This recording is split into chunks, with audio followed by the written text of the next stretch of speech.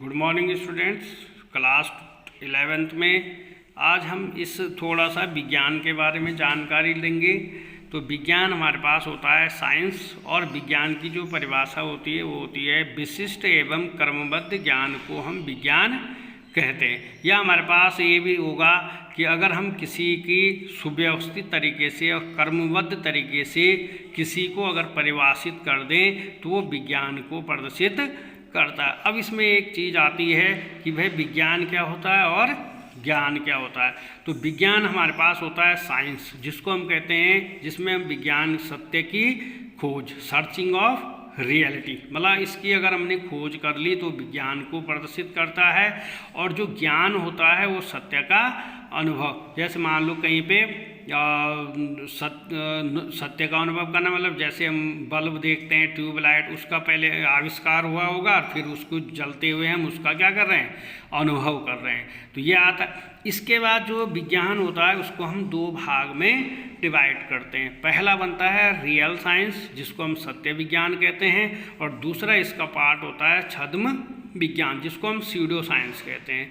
तो जो सत्य विज्ञान होता है वो थ्योरी पे आधारित होता है, और जो सिद्धांत होता है वो अपरिवर्तनशील सत्य, मतलब हम ये कह सकते हैं कि सिद्धांत में अपरिवर्तनशील जो सत्य होगा वो बिल्कुल भी किसी भी प्रकार से परिवर्तित नहीं होता है। और हम सिद्धांत को सत्य विज्ञान में जोड़ के इसकी सत्य विज्ञान की परिभाषित करने का करते हैं। फिर जो छद्म विज्ञान होता है वो अवधारणा पे आधारित होता है, और अवधारणाएं हमेशा परिवर्तनशील सत्य को प्रदर्शित करती, मतलब परिवर्तनशील सत्य जहाँ होगा वहाँ वो अवधारणा को प्रदर्शित करेगा, और जहाँ पे अपरिवर्तनशील सत्य होगा वो सिद्धांत को और सिद्धांत से ही सत्य विज्ञान बनेगा, और अवधारणा से हमारा छद्म विज्ञान बनता है। अपरिवर्तनशील सत्य में हमारे पास दो ही चीज़ें हो सकती हैं, या तो कोई जीवित होगा या कोई अजीवित होगा। अब जीवित के बारे में जो हम पढ़ेंगे वो हमने पढ़ना है बायोलॉजिकल साइंस में, ठीक है ना।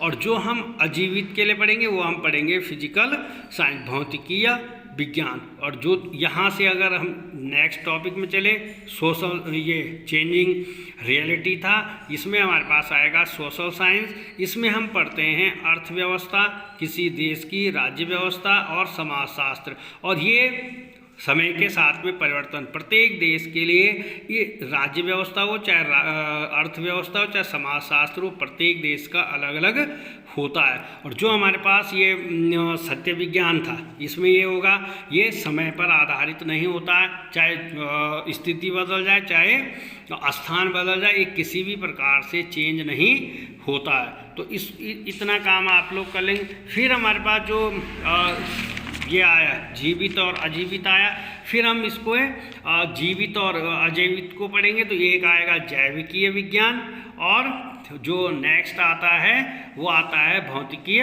विज्ञान। तो जैविकीय विज्ञान मतलब जो जंतु विज्ञान के और वनस्पति विज्ञान के बारे में हम पढ़ेंगे, और भौतिकी विज्ञान में हम रासायनिक विज्ञान और भौतिक विज्ञान के लिए इसमें पढ़ते हैं।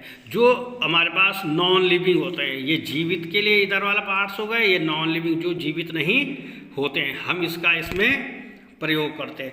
और नॉन लिविंग में हम द्रव्य और ऊर्जा के बारे में पढ़ते हैं। तो जंतु विज्ञान के जो वो थे, जिन्होंने जंतु विज्ञान की खोज दिखाई होगी वो अरस्तु है। वनस्पति विज्ञान में थियोफ्रेस्टस है। और रसायन विज्ञान जो हम पढ़ेंगे वो हमने उसके मैटर या द्रव्य के बारे में पढ़ना। इसमें जो साइंटिस्ट हैं वो लियोसायर हैं।